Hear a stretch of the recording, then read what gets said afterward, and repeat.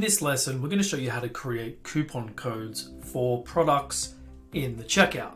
Let's dive into the screen share, find out how to do it.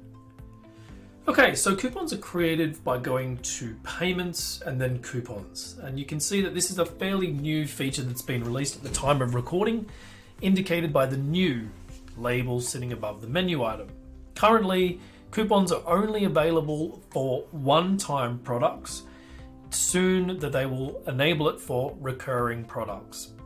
You can and have always been able to do this through manipulation of the products in Stripe, but what we're only showing is directly through the system and how to do it.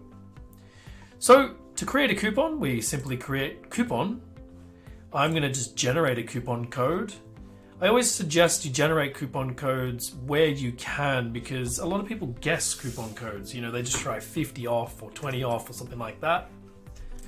Coupon codes are going to have a name. So this could be a Black Friday coupon code. The coupon has a percentage or a fixed dollar amount off. And if I'm doing percentage, I'm going to say this is 50% off, and then it has validity. So you do need to give it validity. You can't make it last forever. And now I'm going to limit the number of people that can use this coupon to first 25. And I'm only going to make it apply to my SaaS course. And then when we click create, it's been created. This is all it takes to create a new coupon.